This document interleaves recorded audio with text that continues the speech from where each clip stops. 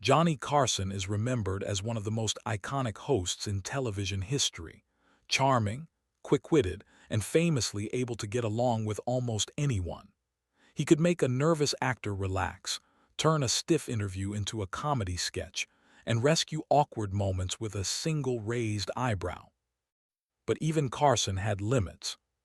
Behind the calm smile and smooth delivery, there were guests who tested his patience, people whose egos, habits, or personalities made the interviews feel like work instead of entertainment. Sometimes the tension stayed off camera. Other times you could feel it through the screen. Tonight, we're looking at the most notable guests Johnny Carson reportedly hated having on The Tonight Show, either because they clashed with his style, disrupted the rhythm of the show, or crossed a line that Carson never forgot. Bob Hope was a comedy legend, and on paper, he seemed like the perfect Tonight Show guest. But in reality, Carson reportedly disliked having Hope on, because Hope's style was the exact opposite of what Carson loved. Carson thrived on spontaneity. He liked real conversation, quick turns, natural banter, and moments that felt alive. Bob Hope, especially in his later years, relied heavily on structure, jokes, cue cards, rehearsed setups, and tightly controlled bits. Instead of talking with Carson, Hope often delivered to Carson. He'd come in with a routine ready to go, expecting Carson to feed him lines like a setup man. The interviews could feel less like a conversation and more like watching a promotional machine run through its program. Hope's team would reportedly send producers topic lists and jokes in advance, essentially turning Carson into a prop, someone whose job was simply to tee up punchlines. And for Carson, that was tedious. He didn't want to be part of a scripted act. He wanted the moment to breathe. There was also the issue that Hope often didn't reveal much personally. Carson liked guests who could tell stories, loosen up, and let the audience see the human being behind the fame. Hope's appearances were frequently tied to a special or project, and the whole thing could come off like a polished advertisement. Bob Hope was Hollywood royalty, so the show often felt obligated to book him, whether or not he had anything fresh to say. And for a host who valued real interaction, those interviews could feel forced, predictable, and draining. Rivers is one of the most famous examples, because her situation wasn't just a personality clash, it became a permanent personal rupture. Early on, Rivers was one of Carson's favorite guests. He admired her sharp wit, fearless jokes, and ability to keep pace with him. Carson gave her one of her first major national breaks in 1965, and she became a regular presence. In the early 1980s, she even served as a frequent guest host, leading many to believe she was being quietly groomed as a potential successor. But even before the fallout, Rivers could be difficult. She was brash, aggressive, and relentless, sometimes pushing the energy into a sharper, more chaotic lane than Carson preferred. Their chemistry was strong, but managing her could be work. Then came 1986. Rivers accepted an offer to host her own late-night show on Fox, The Late Show starring Rivers, making her the first woman to front a major late-night talk show. The problem wasn't that she took the job. The problem was that Carson felt she didn't come to him personally before the announcement. In Carson's world, loyalty mattered. He believed Rivers owed him a direct conversation, especially given how much he had supported her career. When the news broke without that personal heads-up, Carson reportedly felt and betrayed. Rivers tried to call him. He refused to take her calls, and by all accounts, he never forgave her. Carson banned Rivers from The Tonight Show, and the ban lasted for decades, even after Carson retired. Jay Leno upheld it out of respect. Rivers didn't return to The Tonight Show until 2014, under Jimmy. Wayne Newton's conflict with Carson is one of the strangest, because it began as jokes and ended as something far more serious. Carson often took playful shots at celebrities. It was part of his brand. But with Wayne Newton, the jokes weren't always playful. Carson repeatedly targeted Newton's Vegas showmanship, his polished style, and even made insinuations about his masculinity. Many stars laughed it off. Wayne Newton didn't. Newton took the jokes personally, and the tension escalated until Newton confronted Carson directly. According to accounts that circulated for years, Newton stormed into Carson's office and physically intimidated him, demanding he stop the jokes, making it clear that if the ridicule continued, there would be consequences. Carson was not a physical confrontation kind of man. He valued control and professionalism, and a real-life threat, especially from someone who carried a connected reputation, shook him. After that encounter, Carson reportedly cut back on Newton jokes, but the relationship never recovered. And while Carson remained professional on camera, Newton became the kind of guest whose presence carried tension. Newton didn't play along with Carson's humor. He had taken it outside the studio, into real life. And that was something Carson didn't like. Fred Rogers, Mr. Rogers, was beloved by millions. Kind, gentle, sincere, and almost impossible to dislike. But sincerity isn't always a perfect fit for late-night television. Carson's comedy was built on teasing, sarcasm, quick banter, and playful jabs. With most guests, he could needle them lightly, get a laugh, and keep the energy moving. With Mr. Rogers, Carson couldn't do that. Rogers didn't live in the world of roast-style humor. He didn't trade insults. He didn't play into snark. He was calm, earnest, and deeply sincere, often speaking about children's feelings, kindness, and emotional development. That created a problem for Carson. There was little room for Carson to be Carson. He couldn't mock Mr. Rogers without seeming cruel, but he also couldn't easily find the natural spark of comedy that made his interviews fly. The result, at least in the way people describe it, was a conversational dead zone, an interview that felt slower, more careful, and less dynamic than The Tonight Show usually aimed for. This wasn't about personal hatred. It was about mismatch. Carson respected Rogers, but the tone of The Tonight Show was adult, late-night entertainment, and Mr. Rogers operated in a completely different emotional temperature. Was another guest who reportedly made Carson's job harder, not because of scandal, but because of intensity. Carried himself like an old Hollywood leading man at all times, serious, formal, and full of gravitas. That could be impressive, but it wasn't always fun.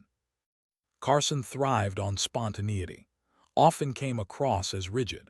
He wasn't the type to loosen up easily, and that stiffness could drain the playful rhythm Carson tried to build. Was also known for being long-winded and deeply serious when discussing his work, politics, or beliefs. Instead of quick back-and-forth exchanges, he could deliver heavy, self-important answers that slowed the pace. There was also the factor of politics. Was outspoken, especially later when he became associated with gun rights advocacy and the NRA. Carson generally avoided turning his show into a political.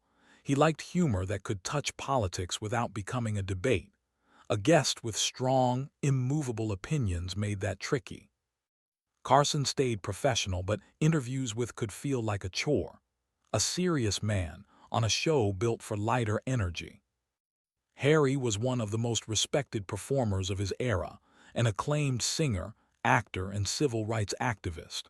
Carson respected his talent and cultural impact, but as a Tonight Show guest, reportedly created tension for a different reason. Didn't just come to promote, he came to talk about justice. Unlike many guests who focused on films or entertainment, often steered conversations toward civil rights, racial inequality, and global humanitarian issues. Important topics, but not always compatible with The Tonight Show's primary mission, late-night escapist entertainment. Carson could handle serious moments, but he wasn't known for deep political discourse, especially on sensitive topics. When a guest stayed heavy and political, it made it harder for Carson to use humor without seeming dismissive or insensitive. For Carson's audience, who tuned in expecting laughs, A guest like could shift the atmosphere into something weightier than the show was designed to sustain. Again, not personal animosity, more a clash of purpose. Carson wanted entertainment, wanted impact. Chevy Chase was a guest who reportedly rubbed Carson the wrong way because of attitude. Chase became a star in the mid-1970s as one of the first breakout names from Saturday Night Live, and he carried himself like someone who knew it. He developed a reputation in Hollywood for arrogance, smug, self-important, and sometimes dismissive. Carson, while competitive and proud, usually projected warmth and control. He didn't like guests who acted like they were doing him a favor by being there. Chase's humor could also be a problem. His style leaned heavily on sarcasm, deadpan superiority, and sometimes mean-spirited edges. Carson's jokes could be sharp, but he kept them wrapped in charm. With Chase, the energy could turn awkward instead of playful. Carson was also cautious about younger comedians who seemed eager to position themselves as the next king of late night. Chase was rumored to have ambitions in that direction, and Carson didn't love the feeling of a rival sitting across from him. Frank brought star power like few others, but he also brought unpredictability. Could be generous and charming, or dismissive and dominating, depending on mood. He was used to being the center of attention, and he didn't always follow the unspoken rules of talk show structure. One infamous moment often mentioned is walking out mid-monologue, interrupting Carson and pulling focus. Carson handled it with grace, but in a late-night ecosystem, that was a power move. Also came with a heavy entourage and a sense of entitlement that could create backstage tension.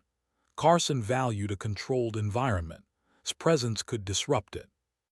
Carson understood's value to ratings and cultural prestige, but's diva behavior and occasional disregard for the show's rhythm made him, at times, a difficult guest. Created some of the most memorable moments in tonight's show history, including her emotional performance near the end of Carson's run. But there were indications Carson didn't always enjoy having her on. His personality was big, bold, outspoken, energetic, and fearless. Carson's personality was controlled, reserved, and more quietly authoritative. Could dominate a room, and her presence could shift the spotlight away from Carson. Herself later suggested that Carson could be cold to her off-camera. She speculated he might have been unsettled by her confidence and intensity, especially in an era when powerful, outspoken women weren't always welcomed in male-dominated entertainment spaces. Her performances were show-stopping, sometimes so emotionally charged that the show became about her moment, not Carson's flow. Even when Carson admired her talent, it could still feel like being overshadowed on his own stage. So while there was professional respect, the dynamic carried subtle friction. George Carlin is another complicated case. Carson booked Carlin early in his career, but as Carlin evolved, the relationship cooled. Carson's comedy, even when sharp, stayed mainstream, polished enough to keep a wide audience comfortable. Carlin grew into a force, especially in the 1970s and beyond, pushing into provocative territory: politics, religion, social hypocrisy, and language. Carlin's comedy wasn't just jokes, it was confrontation. That made Carson cautious. Carson preferred guests who could work within the Tonight Show structure and tone. Carlin's unpredictability and boundary-pushing style could risk alienating the broad audience Carson maintained. Carson was also personally private and professional. Carlin's evolving persona, unfiltered, rebellious, and unconventional, didn't naturally align with Carson's world. Shelley Winters was a guest who could make Carson visibly uncomfortable, because she was unpredictable in a way that disrupted control. Winters was outspoken, brash, and unafraid to dominate conversations. She interrupted, challenged questions, veered off topic, and often took the spotlight by force. Carson was a master interviewer partly because he kept the rhythm in his hands. Winters didn't let him. Her antics sometimes crossed into chaos. One story often repeated is Winters removing her shoe and handing it to Carson during an interview, leaving him visibly annoyed. Moments like that might have entertained some viewers, but for Carson, it was a breach of the professionalism and structure he valued. With Winters, the energy could feel combative rather than playful, a struggle for control. Tom was a late-night figure himself, best known for Tomorrow, and his presence as a guest could create friction because he didn't know how to be just the guest. Was an interviewer by nature, intense, opinionated, and sometimes overbearing. When he appeared on Carson's show, he reportedly tended to dominate conversation, talk at length, and occasionally overshadow Carson. Carson's style was relaxed and humorous. Style was heavy, direct, and self-focused. Carson liked a collaborative exchange, often commandeered the moment. There was also the unspoken rivalry factor. Hosted a major show that followed Carson on NBC for years. Even if they weren't enemies, the competitive tension was always there. Was glamorous, flamboyant, and endlessly talkative, qualities that worked for her brand but could frustrate Carson. Carson preferred guests who could banter, respond to his jokes, and let him steer the conversation. Often steamrolled interviews with self-centered stories about wealth, relationships, and luxury, leaving little room for Carson to guide the rhythm. Her diva-like persona sometimes came off as insincere or pretentious, two things Carson could detect instantly. He enjoyed poking fun at guests, but didn't always laugh at herself, which made the comedic interplay fall flat. She also flirted aggressively with male hosts, which could create awkward moments Carson preferred to avoid. For audiences, it could be entertaining chaos. For Carson, it could be a patience test. Norman Mailer was a different kind of problem entirely. Mailer didn't come to late night to play along. He came to debate. Known for being combative and intellectually aggressive, Mailer could turn interviews into sparring matches. He dominated conversation, challenged the host, and steered topics into uncomfortable territory. Carson's show was built for broad entertainment. Mailer's presence threatened that tone. The more Mailer pushed into controversy and argument, the harder it became for Carson to keep things light without looking dismissive. Mailer's ego and intensity clashed with Carson's calmer, controlled persona. Carson could handle difficult guests with humor, but someone determined to turn the couch into a was exhausting. Tony could frustrate Carson for a more familiar talk show reason. He talked too much. Was energetic, charismatic, and full of stories, but he often dominated the conversation. He launched into long monologues about his career, his life, Hollywood legends, and personal anecdotes, leaving Carson little room to guide the exchange. Carson liked balance, give and take, sometimes turned interviews into one-man performances. He also carried a self-promotional energy that could feel over the top. Carson preferred guests who could laugh at themselves, sometimes seemed more focused on reminding everyone how big he was. Even when entertaining, the unpredictability and spotlight grabbing could disrupt Carson's carefully tuned rhythm. Don Rickles is the one case that's almost paradoxical, because Rickles was both a favorite and a headache. Rickles was an insult comic, chaotic, relentless, and fearless. He roasted everyone, including Carson, and often ignored talk show decorum completely. He'd stand up, riff on the audience, tease crew members, break the structure, and hijack the moment. One famous incident involved Rickles breaking Carson's cigarette box while guest hosting, leading Carson to storm out during an episode of Rickles' sitcom to confront him. Hilarious on camera, but with visible irritation underneath the comedy. Carson respected Rickles and the ratings he brought, but Rickles could push too far. His jokes sometimes hit nerves, especially when they touched on Carson's personal insecurities, and his unpredictable chaos meant Carson had to work harder to keep control of the show. Rickles created legendary television. but he also created the kind of mayhem that could absolutely frustrate a host who liked structure. Johnny Carson was a master of the late-night interview, smooth, funny, and capable of handling almost anyone. But the guests on this list reveal something important. Carson didn't dislike people just because they were famous or difficult. He disliked guests who disrupted the delicate balance he built every night: spontaneity, charm, rhythm, and control. Some guests were too scripted, some were too political, some were too arrogant, some were too chaotic, and a few crossed personal lines that Carson never forgave. Because in the end, The Tonight Show wasn't just a stage. It was Carson's stage. And not everyone knew how to share it. If you want, I can also rewrite this into a YouTube-ready version with a stronger hook, more suspense, and cleaner packing, while keeping all the same names and points.